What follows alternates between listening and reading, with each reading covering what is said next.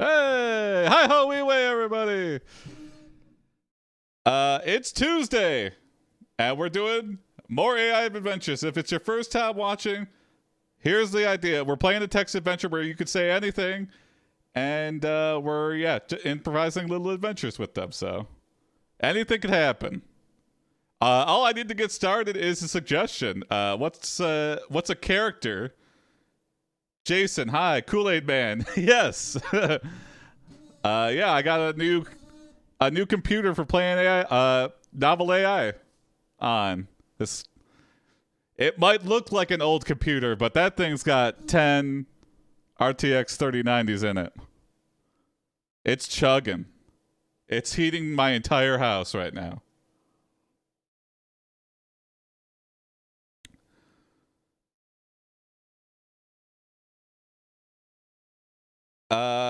All we need to get started is you are blank, a name, and then a situation, like what's their occupation, maybe they're working towards something, maybe you are Bradley, a guy who's upset that your girlfriend Jennifer is dating a man named Branson. Bradson? Okay, let's do that. Let's take it off to the races. Thank you, Anime. And it's just that easy. And then we hit next and see what the AI comes up with. One day you come home to find the house has been burgled and all of Bradson's belongings have gone missing. You set off in search of him but soon realize that he may be dead or even worse an android. Even worse than Android? I mean, I guess if we accidentally made androids and we don't want them to out on the world.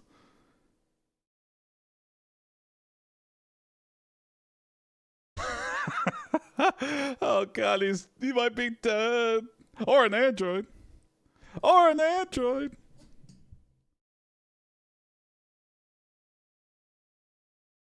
You notice the following items from Bradson's house are missing.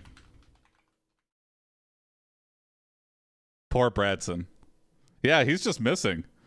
He doesn't know that he's possibly being accused of being an android. The remote control for his TV, the television itself, okay, his car keys, okay, a can opener, his cell phone, his watch, his wallet, and his umbrella. Alright, so it seems like maybe he just left.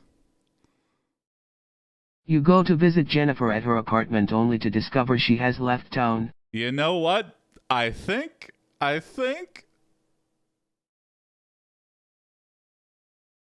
that we've been cut out of the love triangle. I think that's what's happening right now, right?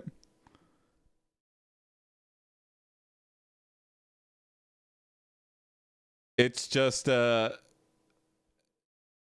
okay with expanding the love outside a monogamous relationship, just not with us. You suspect. You put it together that you have been cut out of the love triangle.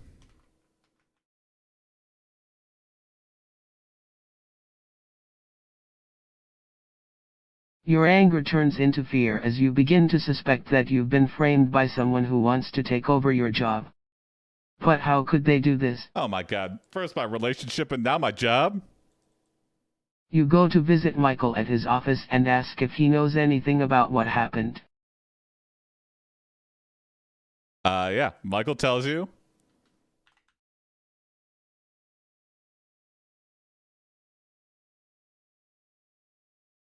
That he hasn't heard from Jennifer since she moved away. He also says that he thinks that perhaps you were involved with some other woman and that you're now trying to get back at him by stealing. Very complicated. His girlfriend. Nobody's trusting anyone in this town. This is why I don't trust polygamists. It's either like a cult situation or everybody's lying. You gotta be truthful, you gotta be honest, you gotta be open. It's already hard enough to do that with one person, much less multiple. And that's why you can't trust them. There's always some wackadoo shit going on. This sounds like an unhealthy love triangle. It sounds like more than a triangle now. It sounds like the circle's expanding. You notice a strange flyer on Michael's desk. It looks like an invitation to a couples party.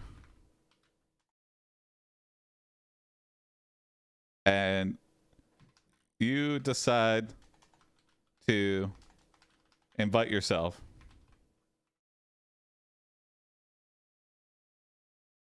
In case Jennifer shows up.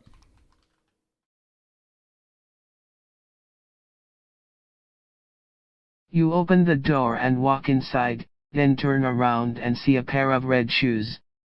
You look up to see a pair of legs covered in black stockings. Either somebody very tall or we fell down at the front door or...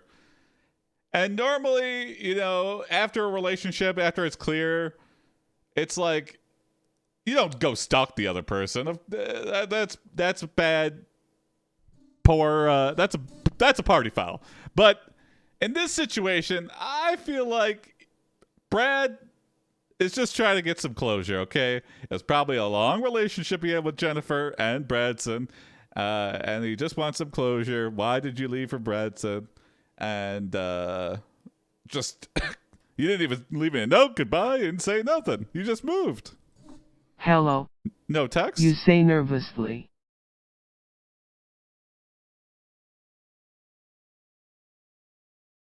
You know, you look at the woman's face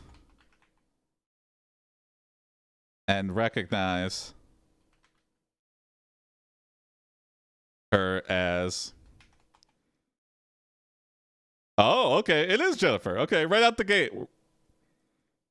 Jennifer.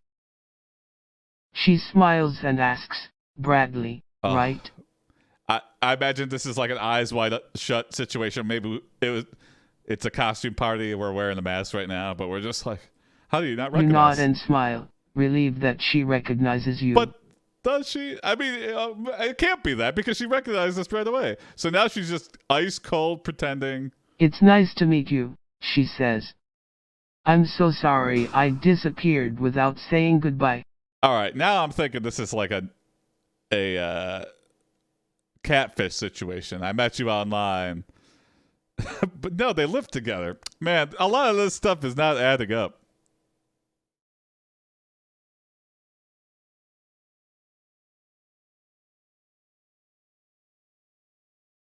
You asked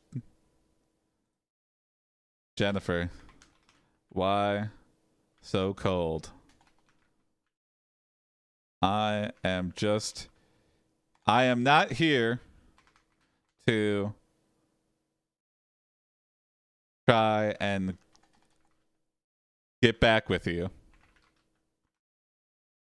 I am just here for closure.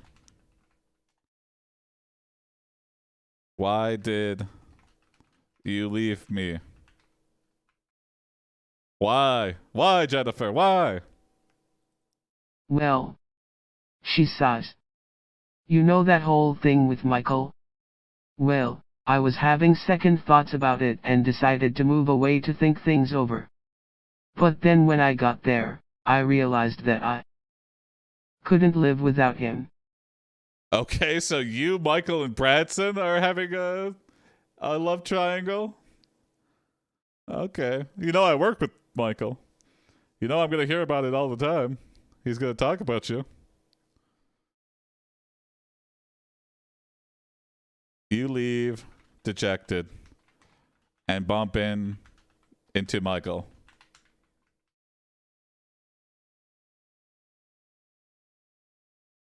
You tell Michael about the conversation you had with Jennifer and ask if he knew where she went. Oh, we already know that. I guess we're trying to...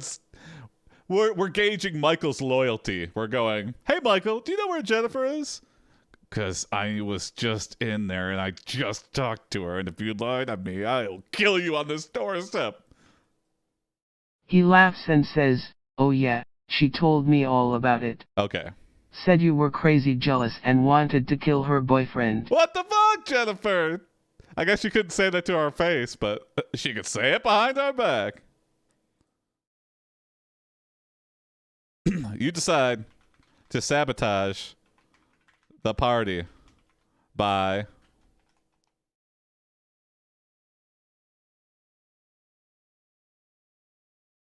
telling Michael that you saw Jennifer leaving with another man. aha. It's little lies aren't so nice when they're happening to you.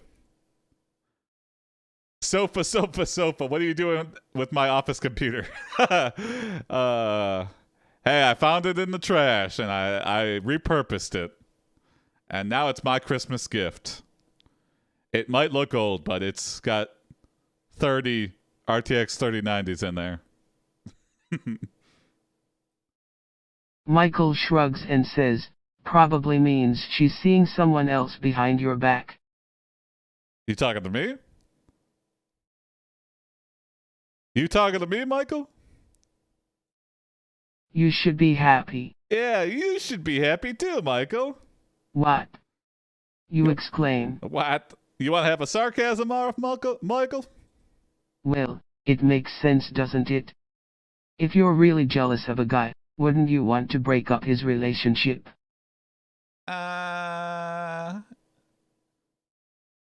Yes. I mean, I'm jealous. She has three gigs of RAM connected to the local warehouse. Exactly. Yeah. That's all you need. It's all graphic power.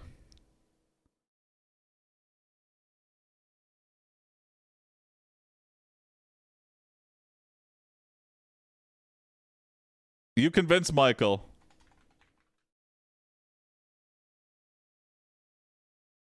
that you are over Jennifer.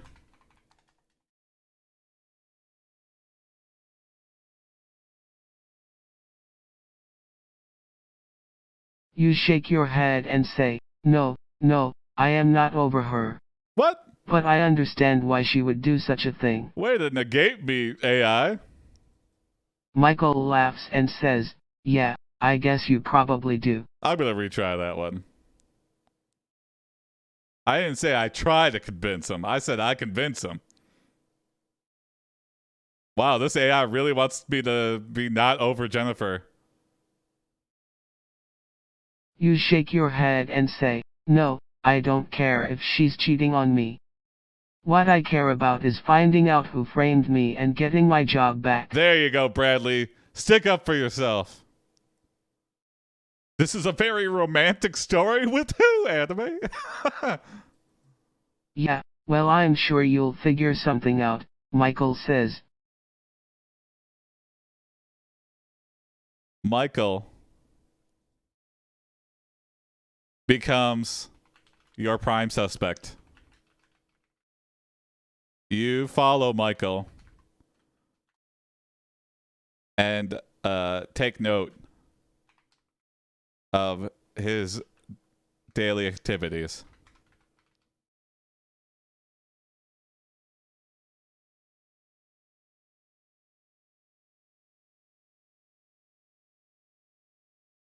What's Michael do when when he doesn't think anybody's watching? You notice that Michael goes to work early every morning. Okay. He comes home late at night. Strange. He leaves the house often during the day and returns very tired.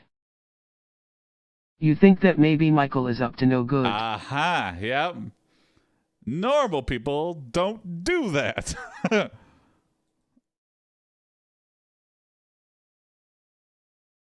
Michael's very sus. You notice Michael often goes to a dilapidated warehouse. Dilapidated apartment complex.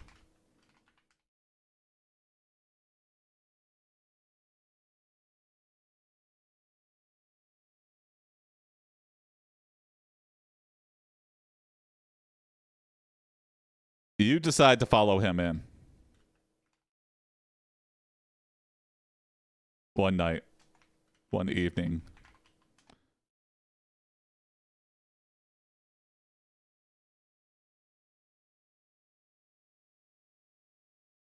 The next evening you drive past Michael's apartment and park nearby.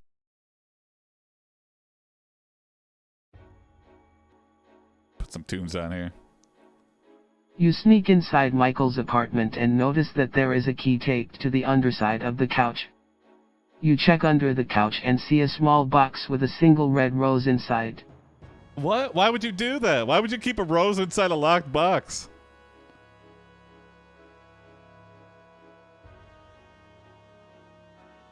You notice the single red rose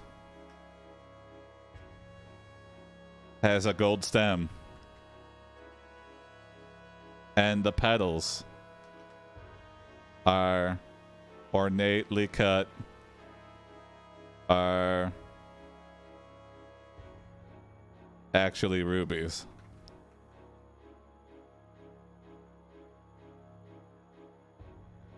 Anniversary gift, Michael? You wonder what Michael is doing with such a valuable item. We work the same You job. How look do at you the make key this money? taped to the underside of the couch and decide to try it.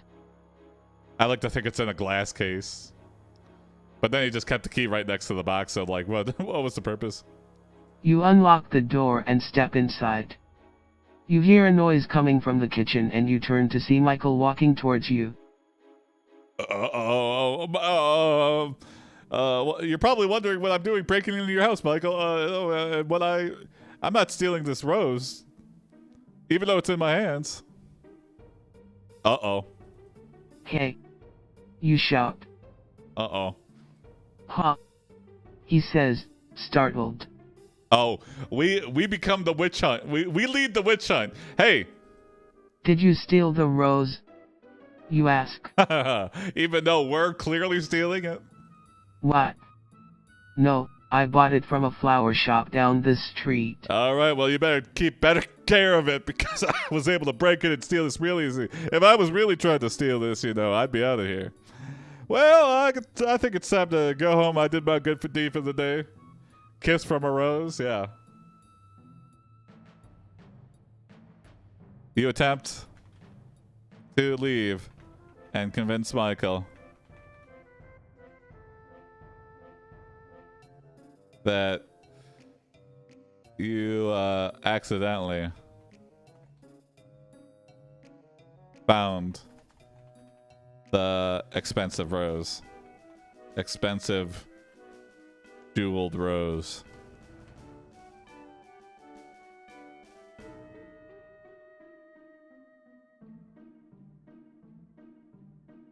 You pull on the door handle but it won't budge.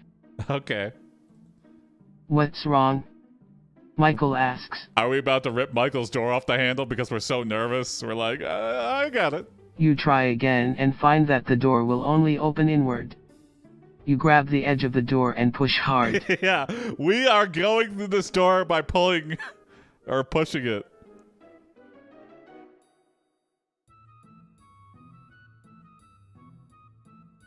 Michael says, pull. But you continue to push. Is this Dave Grohl's cousin? Hey, what's up, Happy Dude 9000? I guess. I get that all the time. I'll take it. I think Dave Grohl's an amazing dude, so.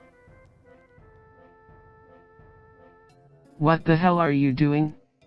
He asks. I need to get out of here, you say. Why? Michael asks. Because I think someone stole the key from underneath this couch. Ooh, it was us. You're killing it. Thank you, Happy Dude. If you're just tuning in, we're playing NovelAI, which is kind of like AI Dungeon. It's a text adventure game where you could say anything. So I type something in, and then the AI generates the next thing. So it's pretty neat. And if you have any suggestions, throw them out, and I will considered putting them in the story. I don't know what Dave Grohl looks like, but it's pretty close. He's a little bit more handsome than I am, and he can play. He's much more musically talented and talented overall. But I play computer games, damn it, and that's something too.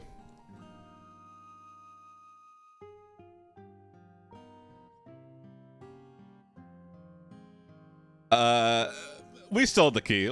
We have to come clean. You admit to Michael that you stole the key as well. Something up with Twitch, or you're just doing this for YouTube for a bit?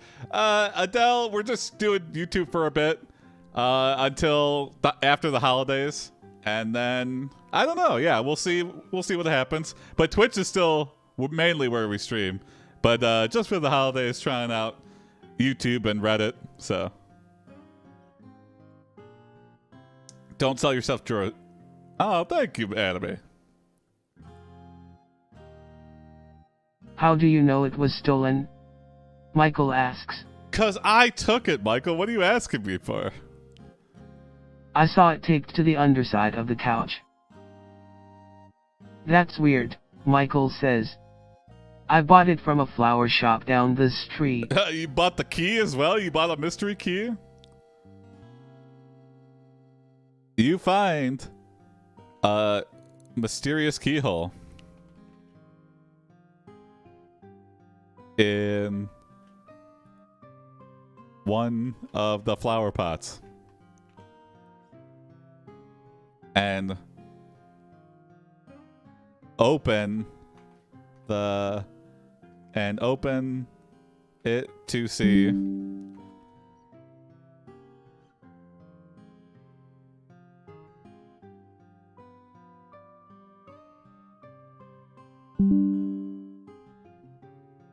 You tell Michael that you found a keyhole and you plan to use it to escape. Whoa.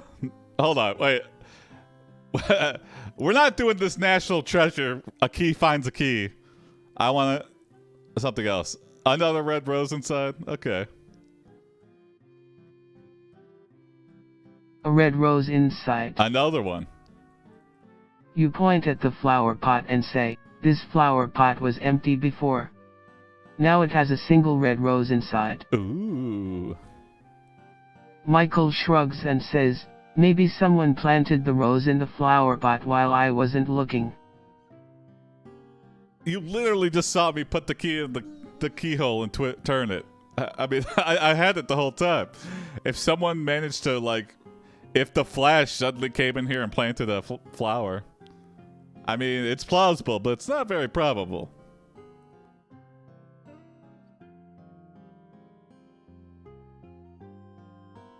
You smash the flower pot and reveal the true treasure inside.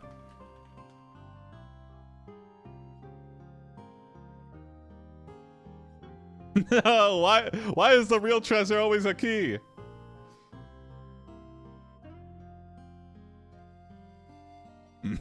No, I'm not chasing these keys. You hold the broken flower pot and show Michael the gold key inside. Okay. I think I can work with this. Holy shit!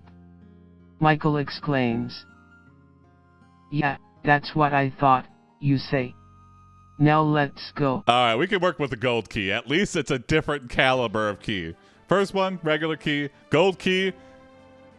You recognize this gold key as the key to the city.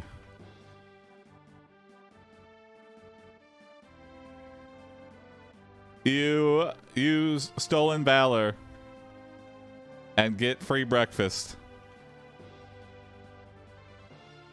at the local diner.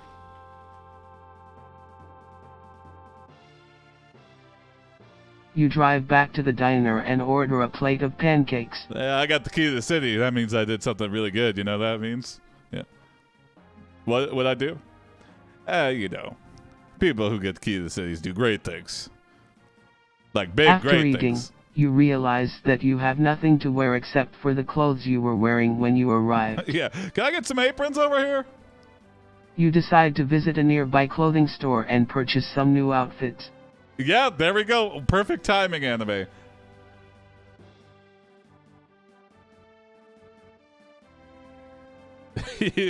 Unlock the city door. Oh, hell yeah. You put on a pile of Corey's clothes. And then we're going to the city door. Wherever it is, we're unlocking it. We got the key to the city. Time to unlock it. Corey's clothes fit perfectly. Good to know. You buy a pair of jeans and a t-shirt. Ooh, big spender. You also buy a few pairs of shoes. Okay, that's an investment. You decide to pick up a jacket as well. Ah.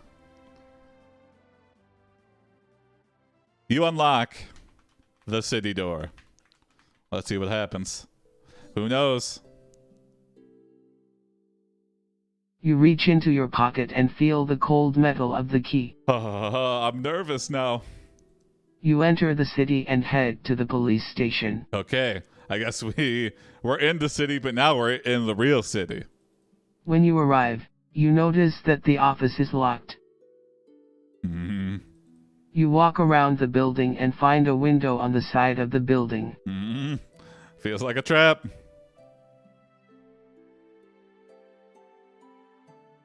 You peer inside and see an old woman sitting behind a desk. She looks like a cop. I mean, probably it's a police station. You knock on the glass and call out, "Hello. Is anyone here?" She peers through the window and says, "What do you want?"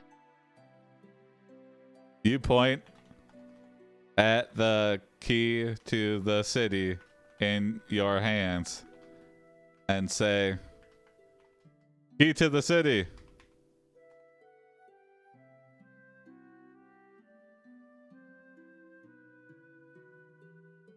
Can I shoot guns and ride along?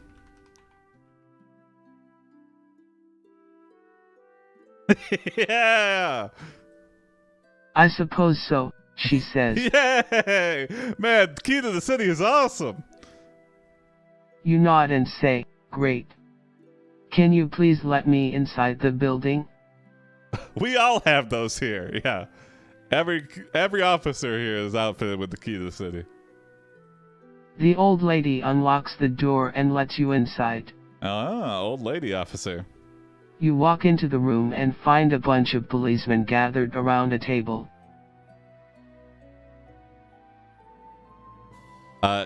You notice the police are all playing a game of cards. You approach the table and ask, "Is there a problem?" I've always just wanted to say that to an officer. Is there a problem here, officer? One of the officers says, "Not really. We're just having a card game." You smile and say, "Good." Good. Yep. Glad to see my tax dollars are hard at work. "I'm looking for a friend who might be in trouble." Uh-oh. "Who?" one of the cops asks. You know, we were just being mischievous before, but now we might be using our powers for bad. "A man named Michael." Leave Michael alone, Bradley. "Michael who?" another officer asks. Oh, Michael just got doxxed. "Michael Mandretti," you say. I'm coming for you, Michael Mandretti. You're gonna regret kicking me out of the love triangle. Or replacing me, I guess, is more like it. I don't like being replaced in love triangles, Michael Mandretti. The police give you Michael Mandretti's file.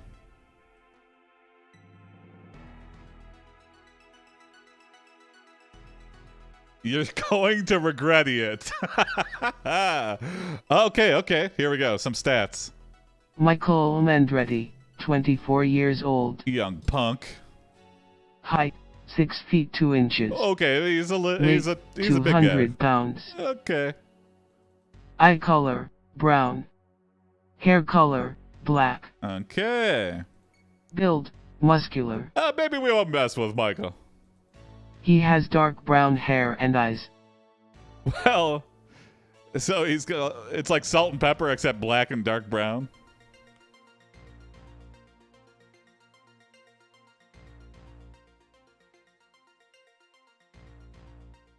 You notice Michael has an odd address listed in his file.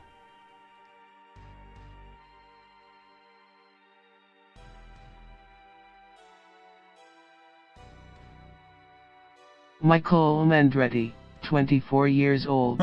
Second page. Address, unknown. Where is this unknown? Where is this hidden city? Michael sounds like a cool guy. I mean, I guess we're the uncool one in the story, but I don't like that. Are you sure he lives here? One of the cops asks. Yes, you say. Can you tell us where he lives? You tell the police exactly where he lives.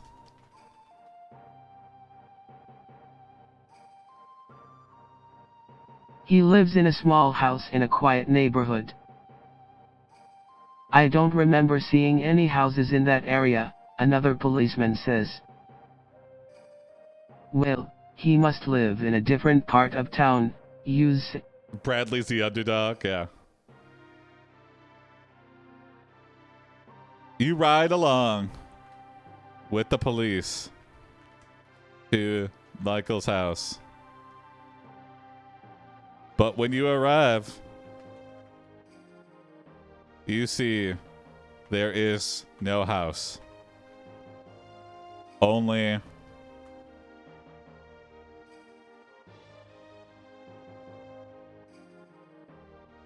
a mailbox. well, maybe he moved the house. Moved the house. You pull over and get out of the car. It happens.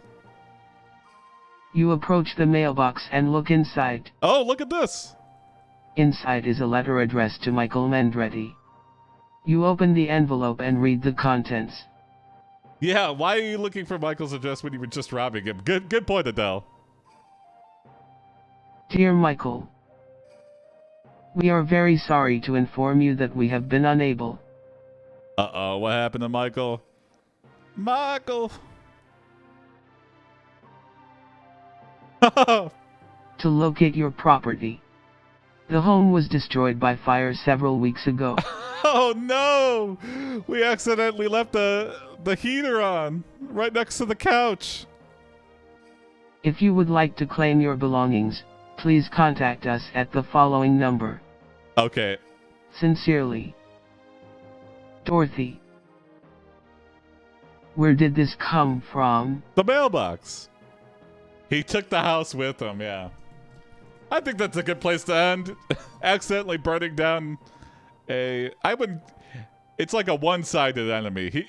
He was our enemy, but he was a friend to us. But we hated him because we were jealous, so. Jealous, and I guess he was an enemy back to us. He tried to get us fired. So it wasn't completely one-sided hatred. Great rom-com, yeah. Let's do, okay.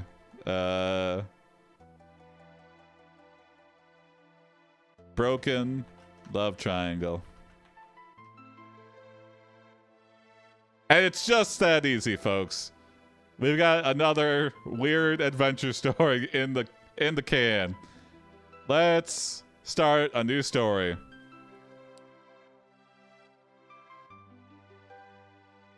All right, all I need to get us started is you are blank, like a situation. I need a name and a situation. It could be the person's job. It could be a location. It could be a person they're interested in. Killing the king, romancing a cheerleader. Anything. It could be anything. I always go to those examples though, but it could be anything. It could be you are a sentient meteor heading for Earth. And that's all I need to get started. Anybody in chat can suggest it out. Just throw it out. Even if you just got a funny name, something floating in your mind right now. If you just got part of a... Oh, okay, here we go. Thank you, Off Kilter Studio. You are Bobbert, a man taking a trip to Italy. People think your name is Robert, and you just pronounce your name wrong. It's my name. I think I know how to pronounce my name. Thank you, Off Kilter Studio.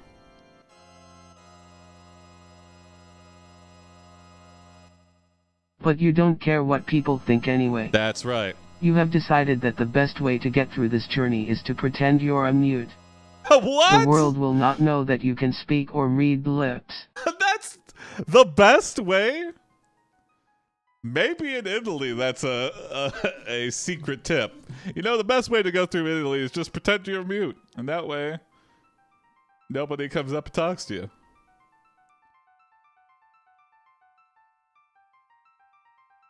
Greetings, Drockthor. What's up? I gobble. And I gobble. Mysterious. I'll just call you Eyes. What's up, Eyes?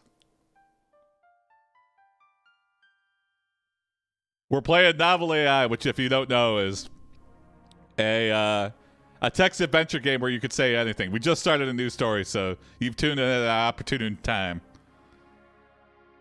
We're Bobbert, a man taking a trip to Italy, and instead of correct... You know what? Actually, that makes sense. Instead of correcting people on our whole trip to Italy and being like, it's Bobbert. Robert?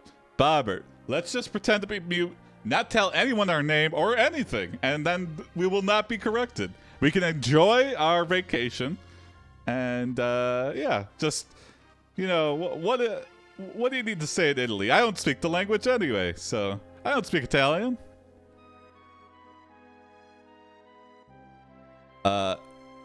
You go to a restaurant and order spaghetti.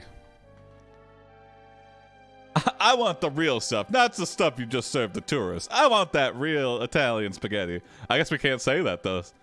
You go to a restaurant and order spaghetti by pointing randomly at the menu.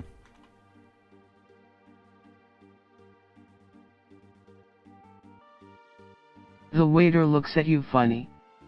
What's wrong with him? He asks the other customers. You know, it's my first day pretending to be mute. There's gonna be some hurdles to overcome. He doesn't understand me, says one of them. Yeah, it look pretty. Yeah, but why? I guess we can't even make noises. We're just like, I hope he has money to buy food with. Oh! Asks another patron. Because he's mute, replies the first guy. Perfect. It's working like a charm. But I'm not, you protest. I am mute. Oh god, I don't think we know what mute means. So how come you can't talk? Okay, we're getting rid of that last part.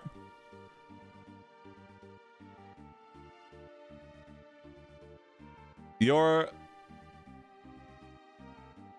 mute act is paying off. And the waiter brings a little taste of everything. Bobbert is not the brightest lad, yeah. No, I'm mute! Just yelling that at the customer. Oh, yeah, you're right. I am mute. Are you forgetting not to stare menacingly at them? Yeah.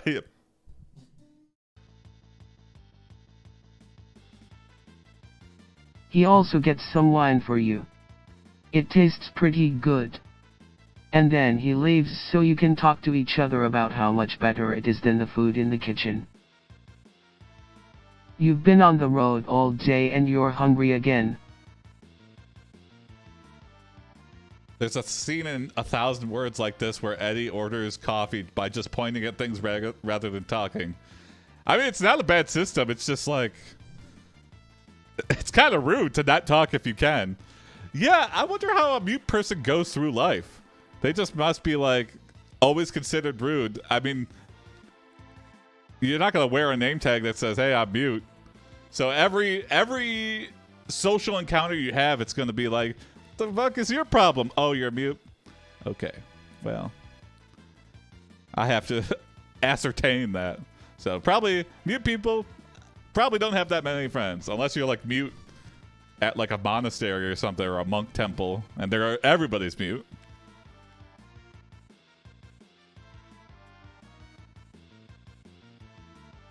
You notice man, you notice a woman with a cart selling Italian ice and attempt to use hand signals to order one.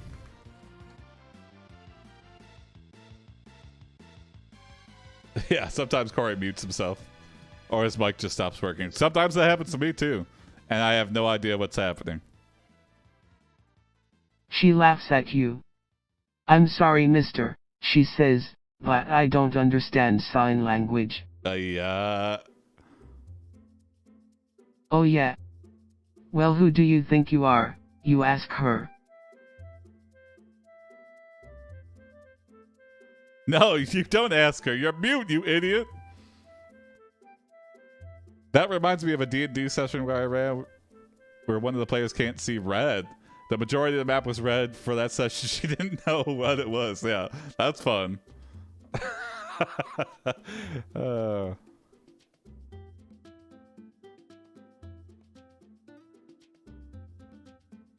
I forget what movie it was, but you could tell her.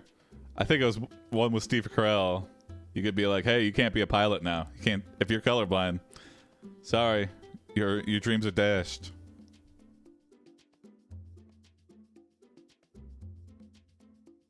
You continue signaling with your hands until she gives you something.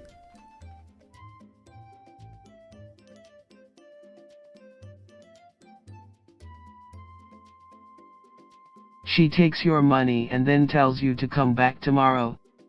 You decide to wait around outside her shop. She just robbed us! Hey, this lady just robbed a mute! And we can't say anything because we're mute. Man. It turns out that there's a whole festival going on here. There's music and dancing and everyone seems happy. This really sucks. We can't say anything. I guess we could just dance, right? And be happy. You join in the festivities. And dance with a cute Italian girl. A cute Italian woman. We're not gonna skirt the line here. I can't dance, I'm mute. Yeah. You try to learn the steps of the dance. You manage to get through 2 before you trip over your own feet. Oh my god. Are you okay? Asks the girl. Wait, if we're mute, does that mean we don't even use sign language? Because a mute doesn't say anything, right? Like, it's not just the fact that they can't talk, but it's just like they can't communicate. Well, I guess this is like sign language. So I guess they would just learn sign language. Use a flash grenade? Okay. Oh my god, are you okay? A flash grenade in your back pocket. Goes off, blinding everyone on the dance floor.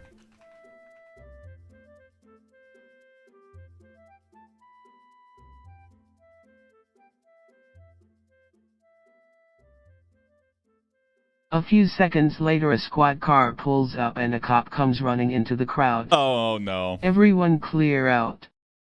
Clear out now, he yells. Oh no. You hear a gunshot and then see the cop fall down. Oh no. Bobbert has priorities. I mean, realistically, you could just write or sign, but this is funnier. Oh yeah, writing things is still a thing. Oh my god. we need like a whiteboard to mark it. We really didn't plan out being a mute that well at all, man.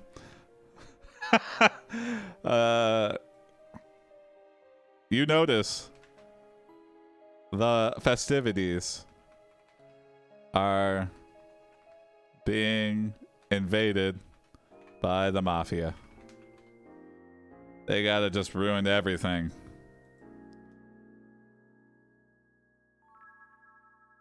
They start shooting everybody. Jesus! You take cover behind a nearby wall. The gunshots stop for a moment. There's nobody left alive, someone shouts. Except for that guy. Then the gunfire starts again. You duck down low and run for your life. That is comical timing.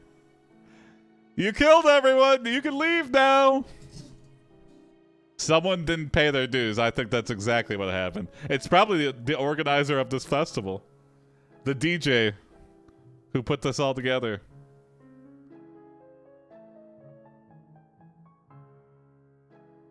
You run. You try to run away and bump head first into the head of the mafia.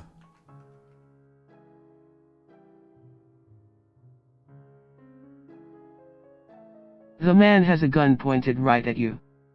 You grab his wrist and hold on tight.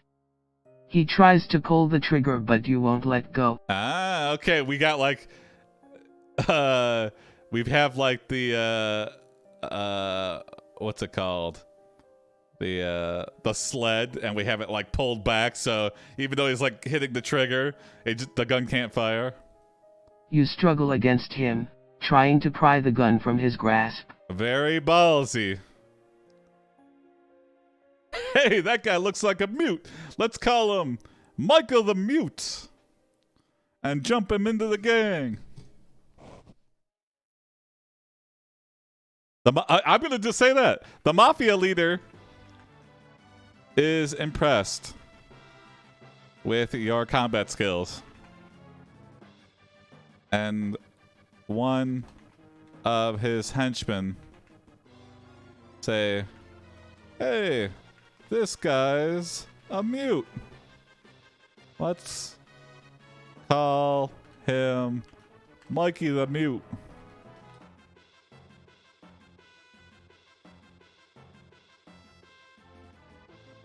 Yeah, you're Mikey the Mute. We give everyone nicknames in the mafia. That's how you join the mafias. If you have a name that can be nicknamed, or a skill or something, that way we can give you a nickname about. You laugh and say, no thanks. I'd rather be called Bobbert. Oh, this is not how we want to break our mutitude. The man laughs and says, all right then. Bobbert it is. And then he shoots you dead. The moral of the story, never correct anyone about your name, ever. You never know how they're going to react. I would retry that so he doesn't get killed, but I think that's actually a good end for Bobbert.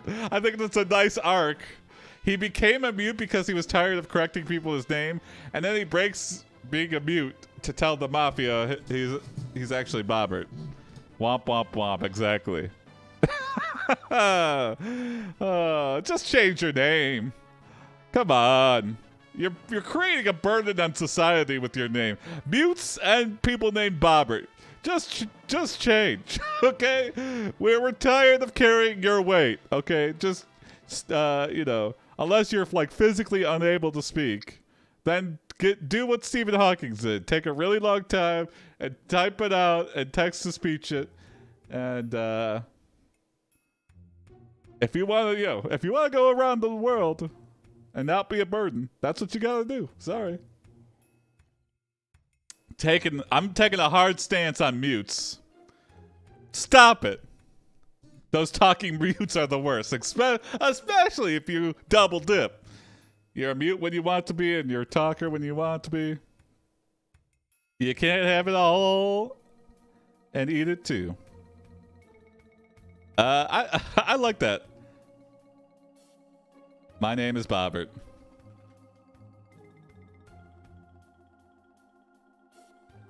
I think that's a good place to end. Let's start another story.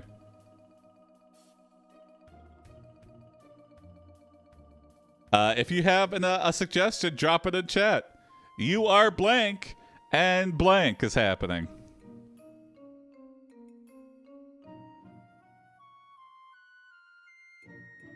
You are Crojalon, and you are rolling around in the mud. You are Samantha, and you are paying $1,000 for a hairdo. You are Greg, and you're shoplifting candy bars. Could be anything. Off the dome, just to get us started. Anybody in chat could give a suggestion.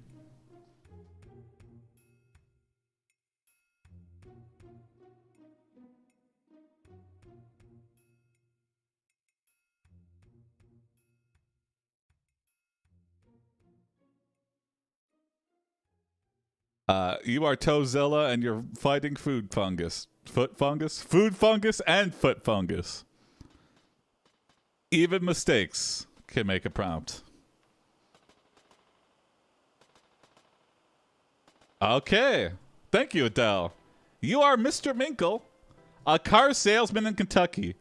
One day, someone throws a flash grenade. Lots of flash grenades coming from you. I'll dig it, yeah. It summoned the Mafia last time. What can it do now?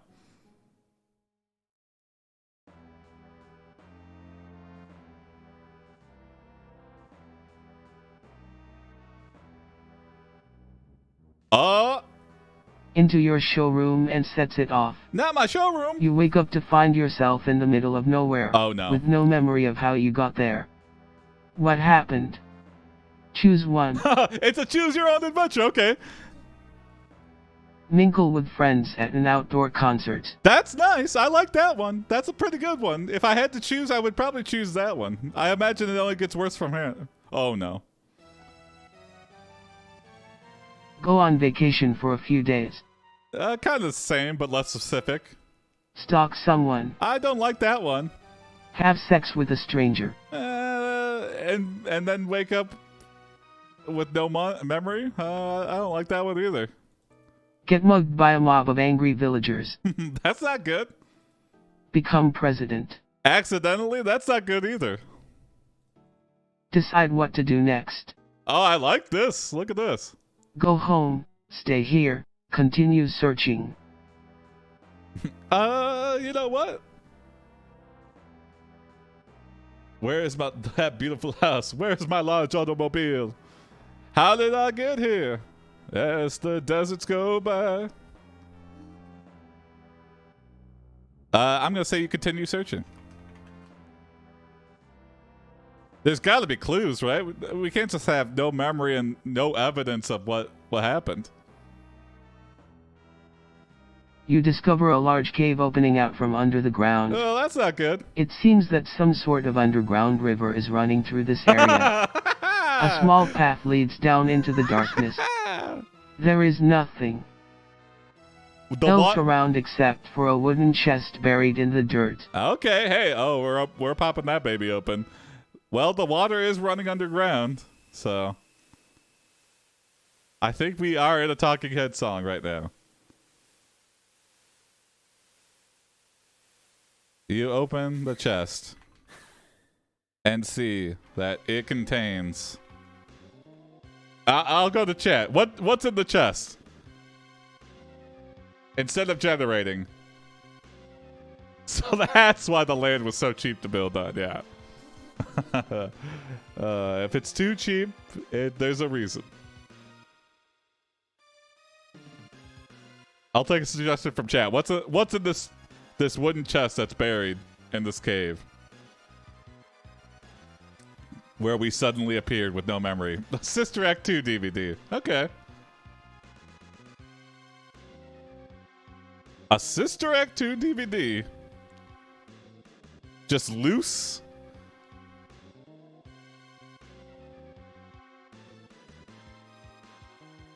What does it mean? That's a great question. What does it mean? You decide to explore further. The path continues into the cave, but soon you come across a locked door blocking your way forward. On closer inspection, you notice something strange about the lock. It's made of metal.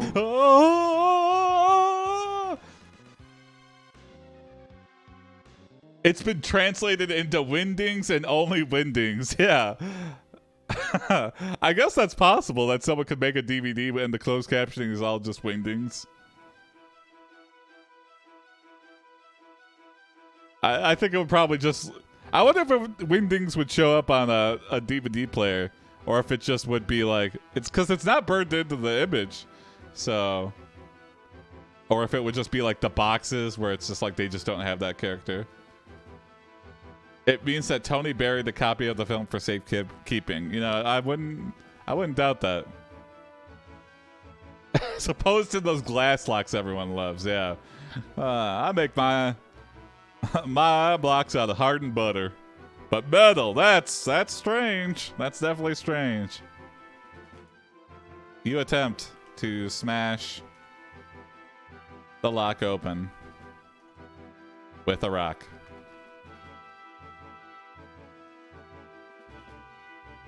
It takes several attempts before you manage to break through the lock. Okay, Once we inside, you find a stairway leading downwards. Uh-oh. Wow. I don't think it's coincidence that we woke up next to this weird cave. So, well, we gotta keep going. The stairs lead deeper and deeper into the earth. As you descend, you realize that you're not alone. Oh. Who is it?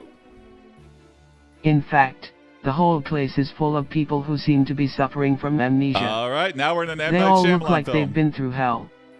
Some of them have injuries, others are missing limbs. Okay, this is some good mystery. So I'm not the only one with amnesia. There's a whole underground fortress of amnesiacs, amnesia people. I guess I've never had a reason to try to.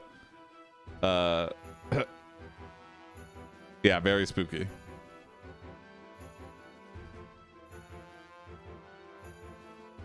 You gather everyone and tell them your story. And that you can't remember how you got here. Missing limbs is not an injury. Well, depends how you're missing them.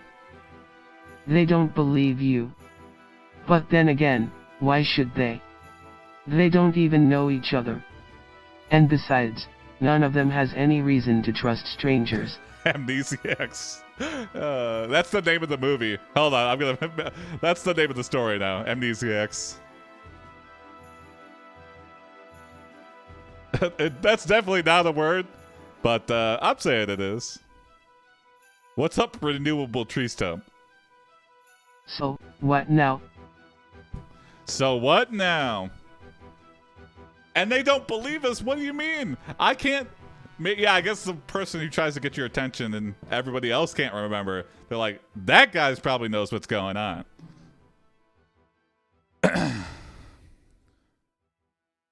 You gain everyone's trust.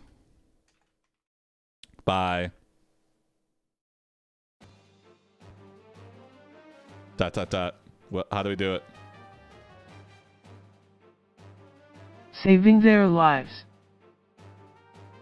That's kind of generic. I want like a dance or something. Okay, here we go. Offering them food. I've got Cliff Bars. In return, they offer you their help. Thank you for now trusting me. Well, you take a deep breath and start talking.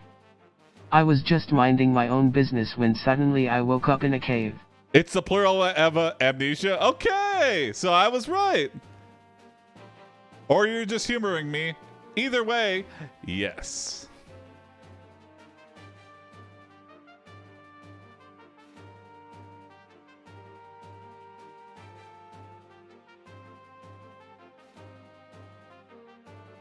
Well, you take a deep breath and start talking.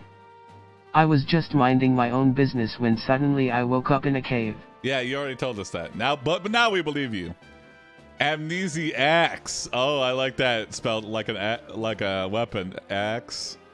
Let me ask you a question. Where are we?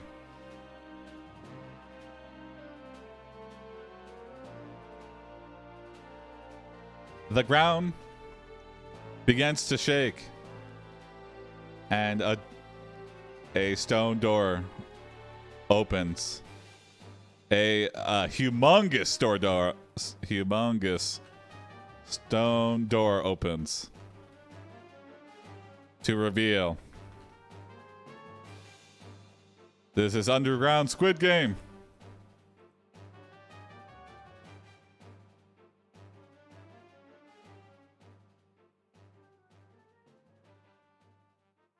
A tunnel. Okay. You follow the tunnels until you reach another room where a man sits at a table playing chess against himself. Oh, strange. He turns to face you and his eyes widen in surprise as he recognizes you. Oh god, next that, who's this guy? Or who does he think we are? Oh, hey, look at that. Mr. Minkle. Yeah, that's me. Yeah, it's me. Oh, yeah. How did you get here? I'm still trying to figure that out myself. Did you try the key? That's something that always makes me laugh about fantasy doors. They're like 4 feet tall, and they make doors that are 30 feet tall. Oh, yeah. Yeah, that's kind of strange. Is it kind of like building a moat outside a castle?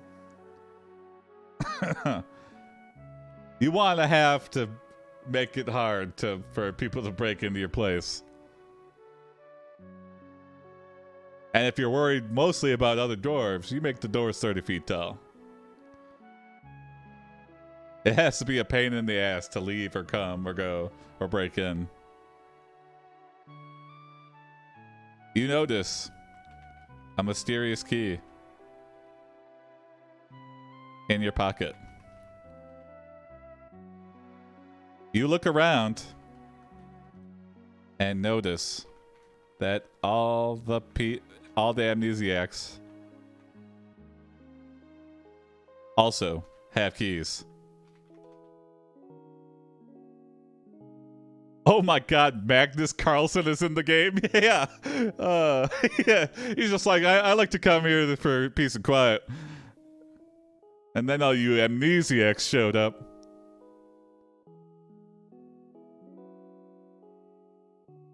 Yes, I tried the key.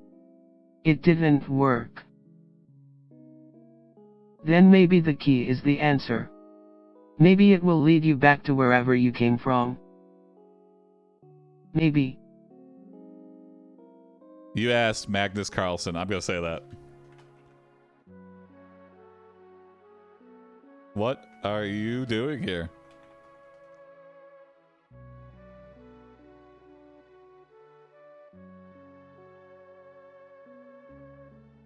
Magnus looks surprised by your question. What do you mean? I mean, why are you playing chess against yourself? Practice? Oh, well. He says, I was waiting for someone.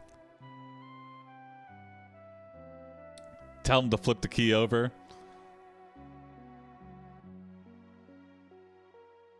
You notice there is a keyhole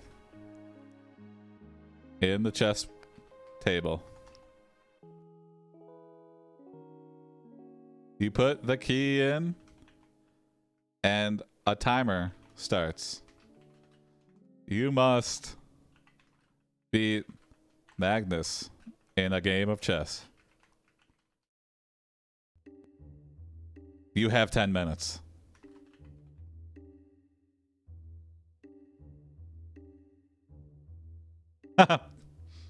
Are you ready?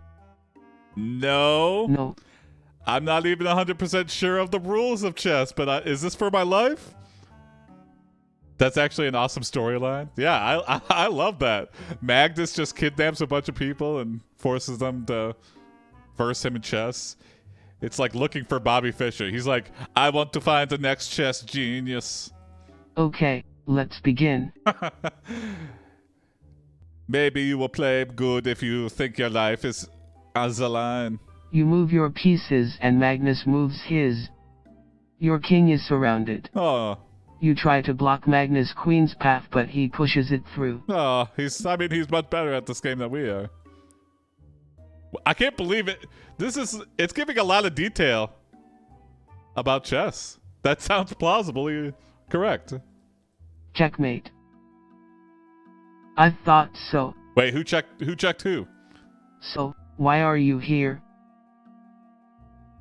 I was waiting for someone.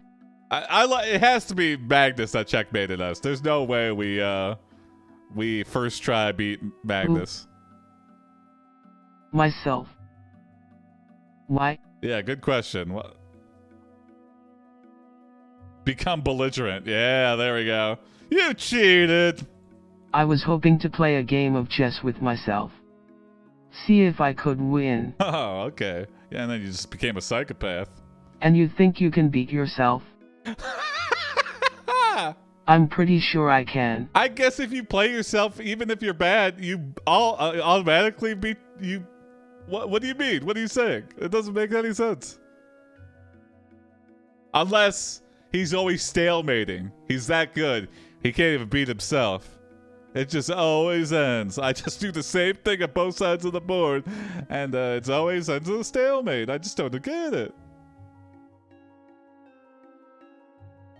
But you said you were waiting for someone. All right, I'm getting rid of that last part because he already said he was waiting for somebody to play with. You put your key in and play another game of chess.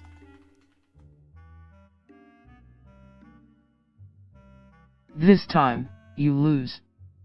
Okay, I'm gonna say you lose again.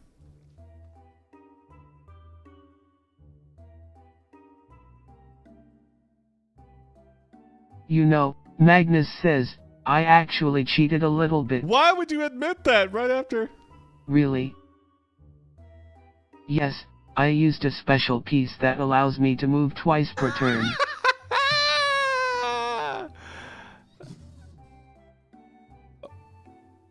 What's up, Sherry?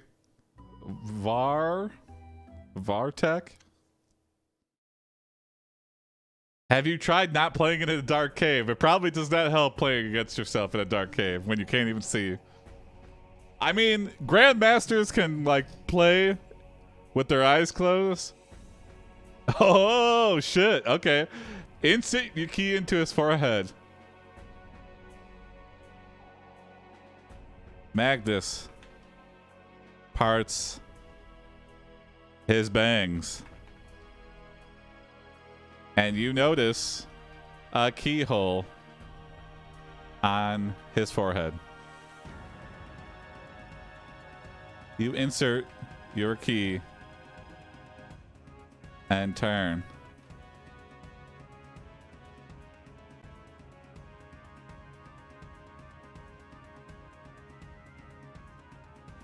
A timer starts. You must beat Magnus in a game of chess.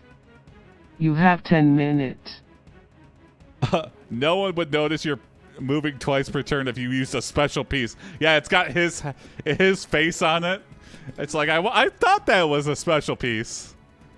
What happens if you get booped on the nose? Yeah. I'm going to retry that because it...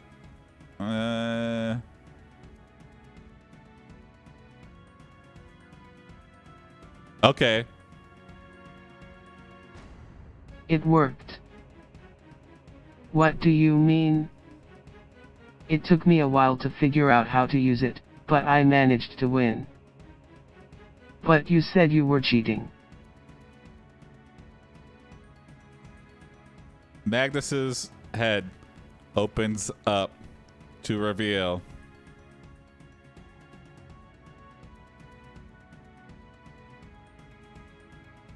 a secret passageway.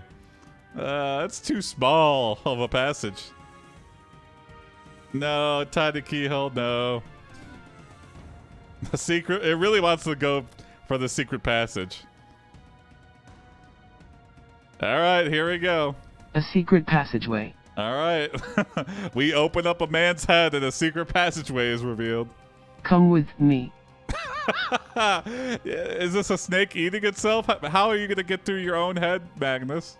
He leads you into a dark passage and through a series of twists and turns. Eventually, the passage opens up to a large chamber. Okay, what's in this large chamber? At the far end of the room is an ornate throne carved from marble. Oh! Sitting on the throne is a man dressed in black robes. This is just like an alternate version of Inception. We're in Magnus's mind and... I am Magnus Carlsen, king of the chess. King of the chess! Not chess! The chess! The one and only chess. That's in my mind. The chess where I have pieces that cheat. And it's allowed. It's not against the rules in the chess of my mind. A secret passageway as opposed to a normal passageway we have in our heads. Yeah.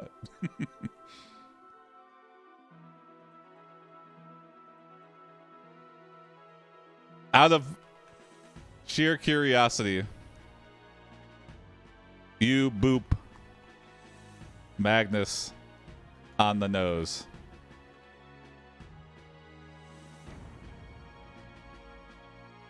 Take this, nerd. Ow. That's it. Ow. So, who are you? I'm just a guy. A guy named Carlsen. That's my last name, yeah. Yeah, that's right.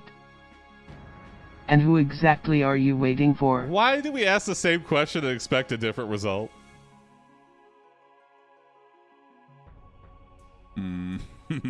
He's already asked that before. He keeps saying me. You know what? I'm gonna... Who's Magnus Carlsen waiting for? You got him now, yeah. I booped you, Magnus. And who exactly are you waiting for? I'm waiting for that special someone to boot me on the nose.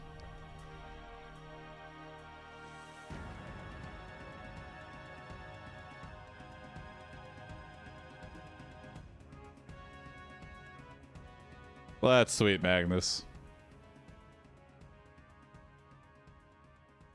Oh my god. Wait, you're a ghost?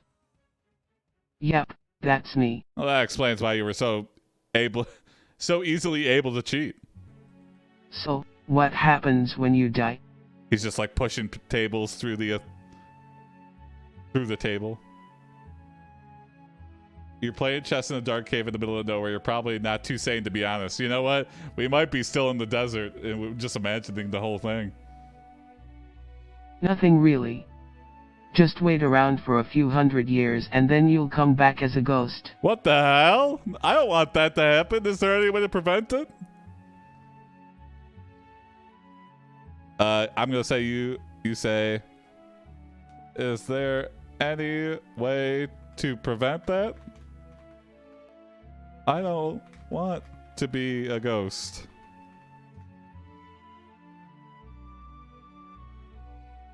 Everyone knows Magnus is waiting for Nancy Kerrigan. What? There's no way to prevent it. Once you die, you're dead. Oh, well, that's kind of disparaging. But, I mean, The the existential crisis we all face. At least I'm not trapped in a cave somewhere, you say. That would suck. But we are! That's so funny. It's funny because we are stuck in a cave. Yeah, I guess you're lucky. Yeah, I guess. So lucky.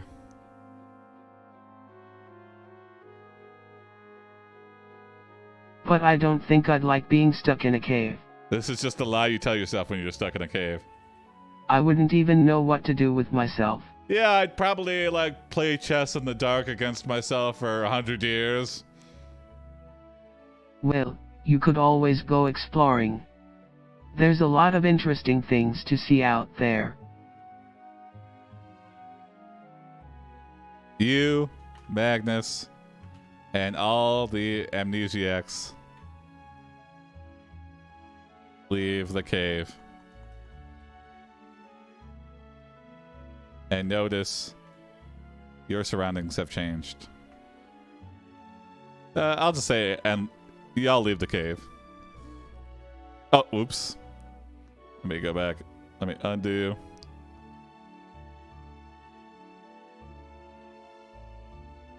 Undo.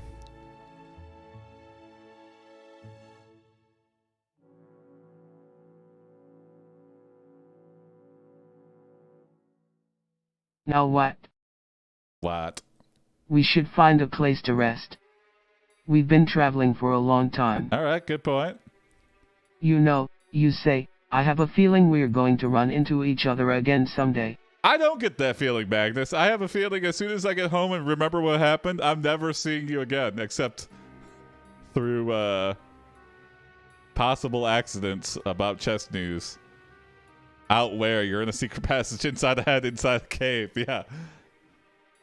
We just bust through. We just start punching upwards until we reach the surface of whatever. The AI doesn't seem to understand helplessness now. Yeah. That's a Shyamalan twist if I've ever heard one. I think so.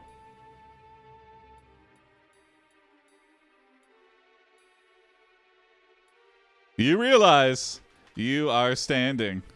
You are all standing on a giant chessboard. Oh! Oh yeah, that reminds me, you say. What was your name? Michael. What? Mike. We got real informal answering it again. Okay, Mike, what are you doing here? You look in a mirror and say,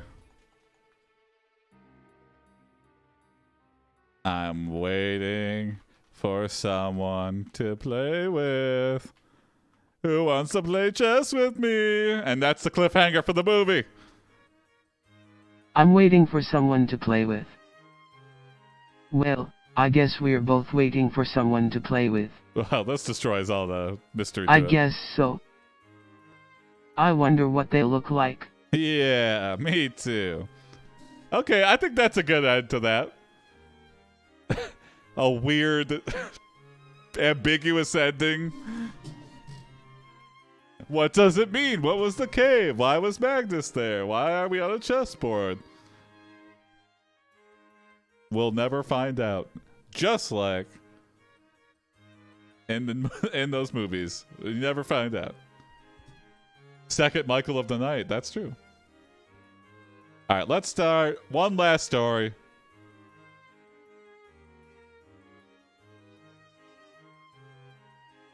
If you're just tuning in, we're playing NovelAI. This is getting sexual. Whoa. All right, well, here's a non-sexual story, possibly. We're playing NovelAI. It's like AI Dungeon. It's a text adventure game where you could say anything. So we're starting a new story right now. What's a suggestion of a character name? Like, you are blank, and blank is happening. It could be like a location. It could be like an event is happening. Like, you are Tony Tonison, and you are at a concert, getting trampled. You are rock climbing son, and you're climbing a mountain. A lot of names that imply what they are doing currently, but hey, that's life. And we can see what happens. Who knows? Good Bakerson might turn out to be a terrible baker. He might not even be a baker. He or she. It could be anything. I like your Tony suggestion, Jason. Tracy is at a LAN party. That's perfect. See? That's all we need. You are Tracy. You are at a LAN party. Thank you, Renewable Tree Stump. Oops. You are Tracy. You are Tracy, and you are at a LAN party. Let's see what wacky hijinks we get into.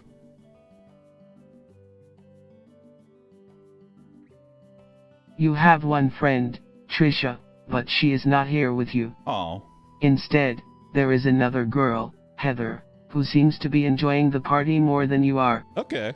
The other people at your table are all adults, most of whom you don't know very well. Whoa, this is too real. I'm getting anxious just reading that, yeah. I'm getting party anxiety. You break the ice with a joke and say,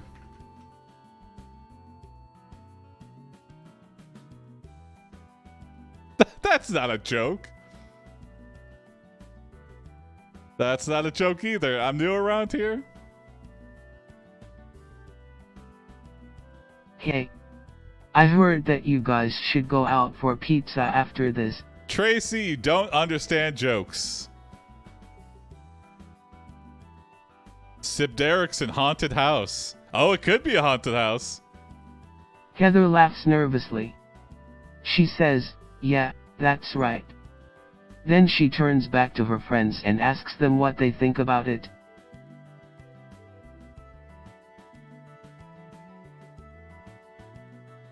You realize your joke didn't land. And you convince everyone at the party that the house is haunted. Oh, haunted house. No way, says Trisha. I mean, yeah, we could get pizza, but it would just be us girls again. We haven't had a chance to hang out in ages.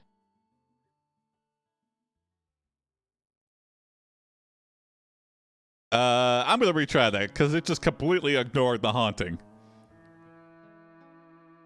Oh, here we go. Tracy doesn't laugh. We got Tracy. Instead, we're Tracy. She looks around the room in terror. But then she turns to you and says, I'm going outside for some fresh air. I'm gonna reverse that. Heather doesn't laugh. Me too, you say.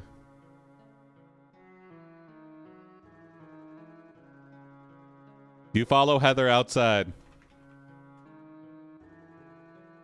and proceed to Heather trying to make moves. Yeah, I got you though. You follow Heather outside and proceed to how do I say, how am I furthering the lie? You follow Heather outside and haunt her? Oh, you follow Heather outside and convince her that you see someone in the upstairs window. Except when you look, you notice there is someone in the upstairs window.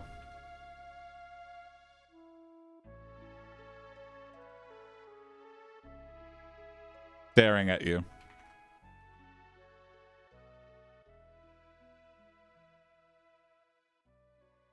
She says, no way. Our wanting to haunt the house has haunted the house. The ghosts are like, oh, this person's convincing them that the house is haunted. Might as well move in. You tell her, I saw something move up there. But she just shakes her head. I'm not going near that place. But Heather, that's your house. Yeah, I'm just moving. I'm gonna stay at a Motel 6 or something. Then she adds, and besides, we're going out for pizza now. Okay, here we go. You go to Chuck E. Cheese.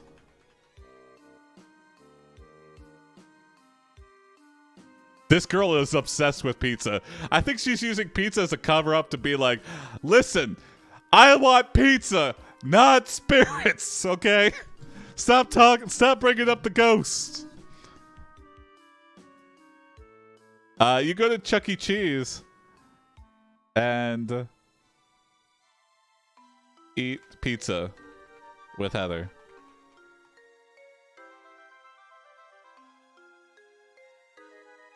The game ends when Heather leaves the room. The game? You take a deep breath and sigh.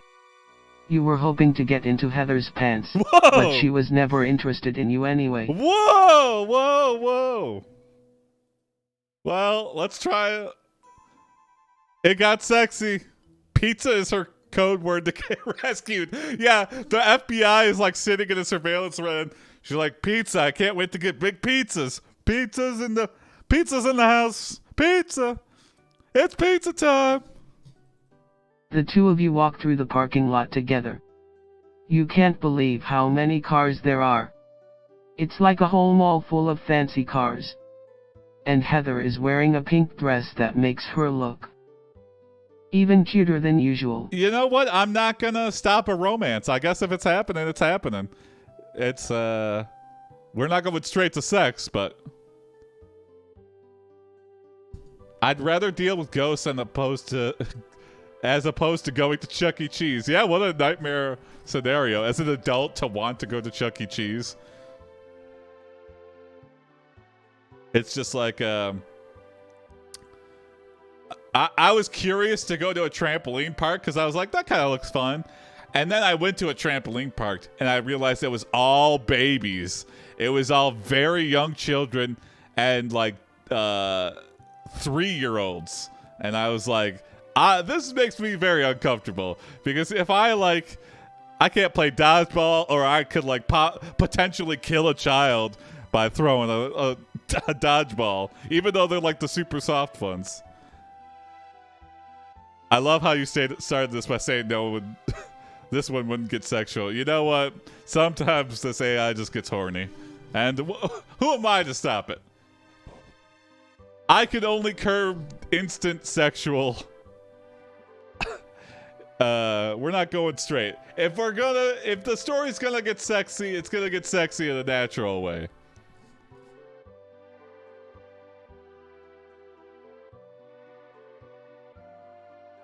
You feel bad for lying to Heather about the ghosts, but you are still disturbed by the figure you saw in the upstairs window.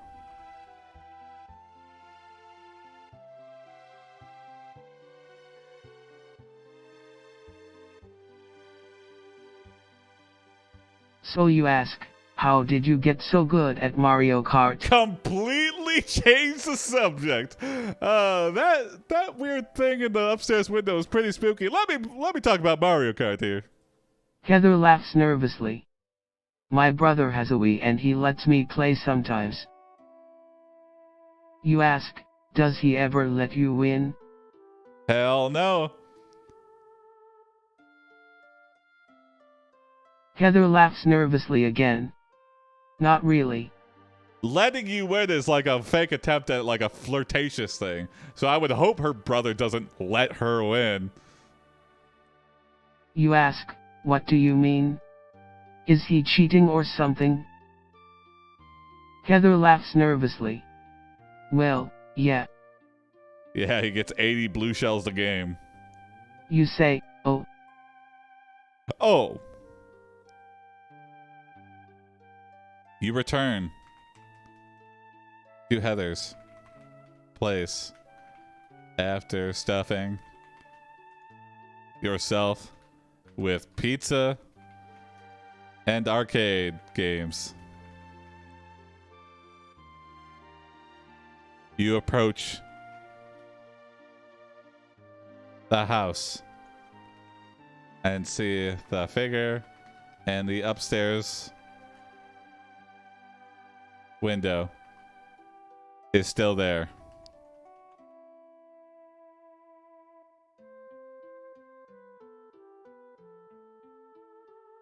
I'm going inside, you say. Yeah. I'll come too, says Heather. All right. We've gained her trust. No, you say. It's probably nothing. I'm coming anyway, says Heather. You and Heather enter the house terrified. You hear noises and slowly make your way up the stairs. You approach the bedroom door and slowly open the handle to reveal, to see. Bow chicka bow wow. Yeah. If anything is behind it. Well, that's nice. The bed is empty. I think we could change that. The room is dark, but you can see a shadowy figure moving around. You say, is anyone there? Well, clearly. Heather gasps. You ask, who's there? Come on. Ah! A voice says, help me. Ah! What the hell, you whisper.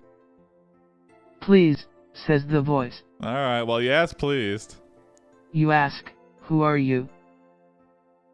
I'm trapped, says the voice.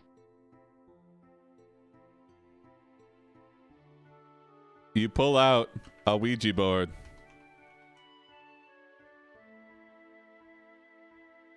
Ouija?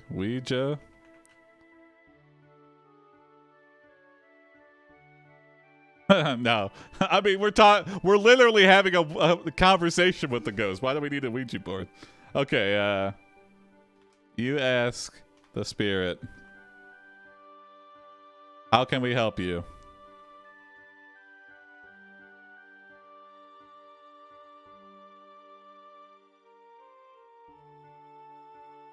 The voice replies, you must free me from my prison. Okay, this doesn't end well. How, you ask? Come closer, says the voice. Rather not. You take a step forward. Now pick up the knife on the floor. Is this gonna involve killing myself?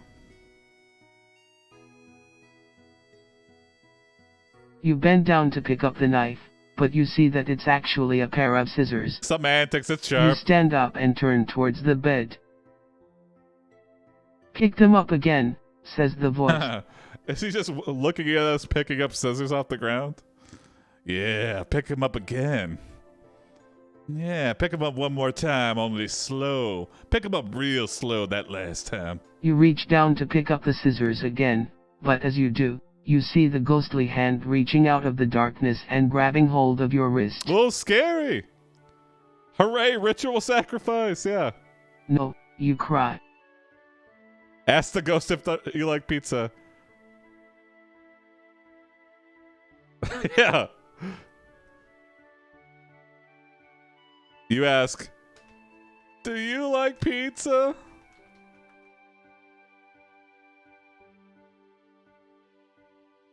The ghost says, yes. A surprising answer. I like pizza with a side of sauce. Then why did you kill those people, you ask? I had no choice, says the ghost. Why, you ask? Oh yeah, I was wondering what happened to everybody else at the LAN party. They were trying to hurt me, says the ghost. They were just playing a game, Ghost. It's called Kill the Ghost. That's the game.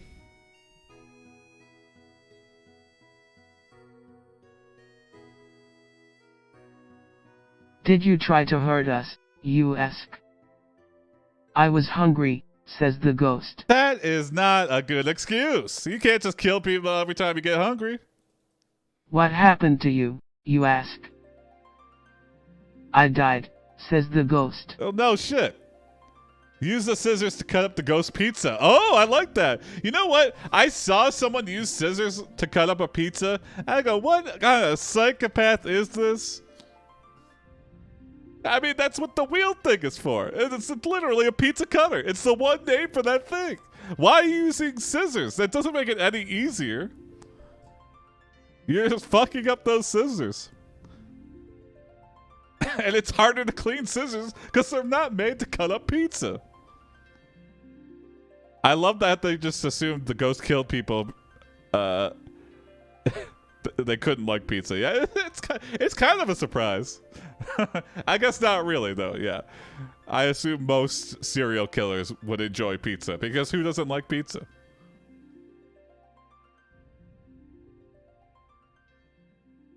Now, if he likes pineapple pizza, that's a no surprise.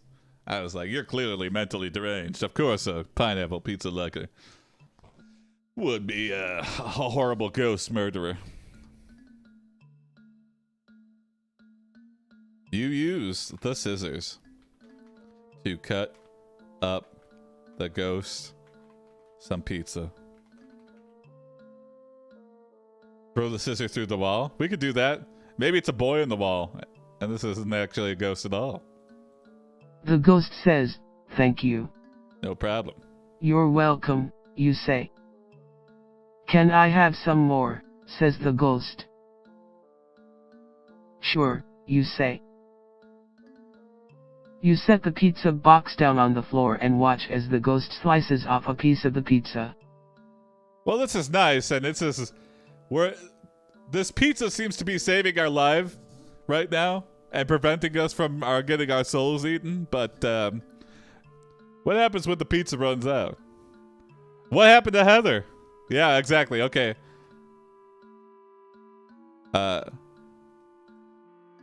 You look around the room and notice Heather has ... What has Heather done? Left the house. Ah, you piece of shit, Heather. You call out to her, but there is no answer. You call out, Heather. I'm here, she says. Oh, wait, I think I know exactly what happened. Where'd you go? Heather reveals that she got 35 hot and ready pizzas to quell the ghost hunger and keep them alive. Thanks, Heather. You say, that was amazing. Thanks. Yeah, says Heather. I guess I owe you one. You ask, what will happen to the ghosts now? Heather says, I don't know. That's kind of a shitty situation. I have to buy a pizza every hour on the hour to keep this ghost from killing everybody in the house. Would you move or would you tolerate it? Imagine you got an incredible deal on like a mansion and you moved your entire family. I mean, you can't immediately sell it. And the house, I mean, the house was on the market for like 30 years and we're the first suckers to buy it. So if we're walking away from this house, we're walking away knowing we sunk like 100 grand at minimum into this house that we're never gonna see again. So ghost plural, yeah, I like to think that there's some ghosts in the basement. Probably we haven't been. All our friends are ghosts now because the ghost killed them. I'd commit insurance fraud. That's a good. Yeah, burn the house down, see if we can get the money. Huh, you know, you moved into the haunted murder house and it burned down like a week after you bought it. Yeah. And now you want to collect insurance and move. Yeah. I mean, all my stuff burned. Okay. And then burning the house down frees all the ghosts to roam free amongst the neighborhood. And we buy another house. And all the ghosts just move into that. It's like, damn it! Why?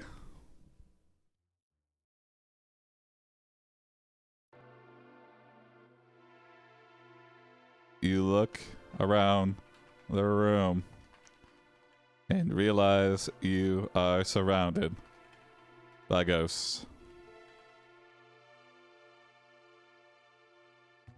Just blame it on the ghost, yeah. It's always the ghost, you know what I mean? Will Heather help you bury the ghost body? Is she a true friend? Yeah. How good of a friend are we, Heather? How good of friends are we? You ask, are they going to be okay? Heather says, I don't think so. You ask, why not? Heather says, because there's no food for them anymore. The ghosts slowly encroach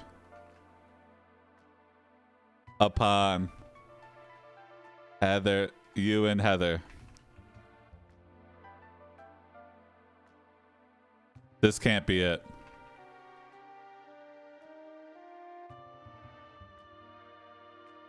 You remember your Girl Scout training.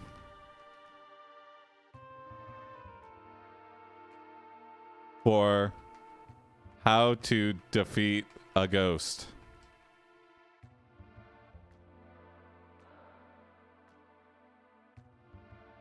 Run away. It's the Girl Scout way! Run away! You run to the front door, but it's locked. Oh god, the Girl Scouts didn't prepare me for that locked door scenario. You say, Heather.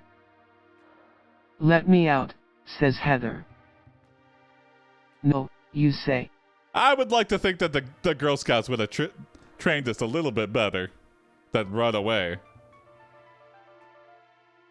Oh! There's only 3 ways to stop a ghost. First, only you 3. can trick them into thinking that they've already been freed. That's what I just did with the pizza. Alright, step 1, trick them with the pizza. Step 2.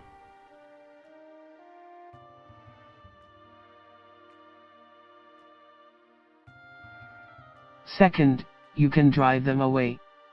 You can either run or fight. Well, we chose run. And third, you can destroy them. But how do you destroy a ghost, you ask? Here we go.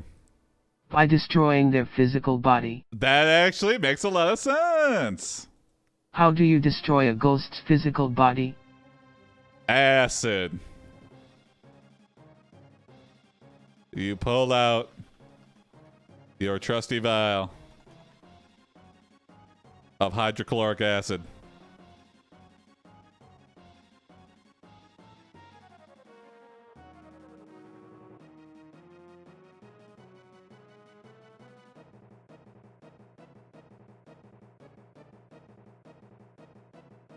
Thank God the Girl Scouts gave me this when I graduated. You ask, will this work? Heather says, I don't know. I've never had to burn a ghost body with acid. You ask, what happens if it doesn't work? Heather says, I don't know. You throw the vial at the ghost. And it breaks open. covering the ghost in acid.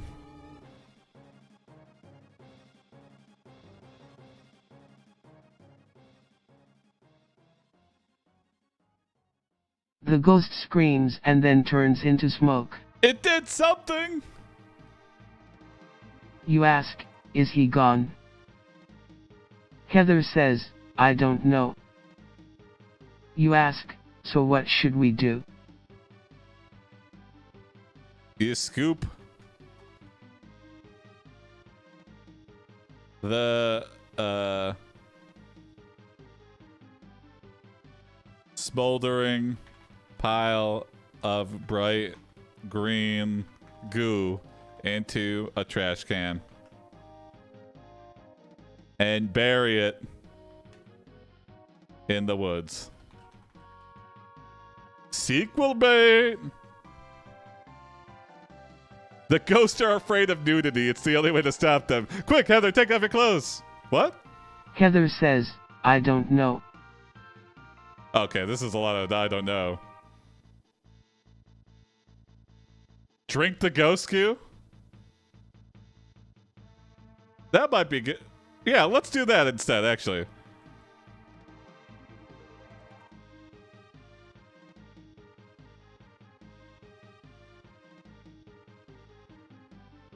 You scoop the smoldering pile of bright green goo into the trash can, and then, out of curiosity, you drink it.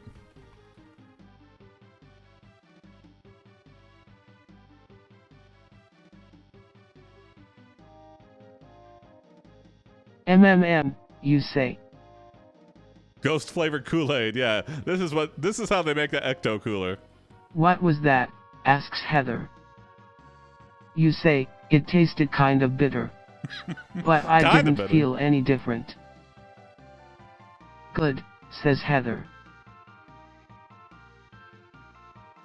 You put your arm around Heather and leave the room. But then turn around. Turn your head around and have evil eyes, just like the end of the Thriller music video. And that's how it ends, baby! Wait, says Heather. What, you ask? I'm sorry, says Heather. You say, for what? I'm really happy that you came along, says Heather. Alright, it ends with a Thriller sequel bait. We've turned into some kind of ghost possessed evil being. Who knows how it's gonna end? But she can always come back. Let's do Thriller Land Party. That was the tale of the Thriller Land Party. But thanks for watching, everybody. I think I'm gonna get out of here. Enjoy the rest of your night.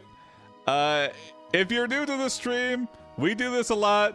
We normally stream Monday, Wednesday, Fridays on Twitch, but I'm streaming on YouTube and Reddit just because, I don't know, trying something different. Maybe it'll be a normal thing. Maybe I'll do Tuesdays and Thursdays on YouTube and Reddit. But yeah, give us a follow if you liked it. We'll be back for more. We'll be back for Thursday. I'll be streaming on YouTube and Reddit again. And then in the new year, we'll be back to streaming on Twitch and all the normal things. So give us a follow, twitch.tv/AiPD or youtube.com/AiPD69 or Reddit. You could look up my profile, AiPD69. Follow me on all the things. And see you next time for more wacky adventure stories. Bye ho, wee way, everybody. Submit your prompts. Join the Discord. Oh yeah, here's the Discord. Let me post it in here. Oh, it doesn't work. Well, here. Oh wait, here's it. Let me post the link again. Here it is. And for Reddit, join the Discord, submit your prompts. You can keep abreast of all the situations and streams there. It's been fun, everybody. Good night. And see you next time.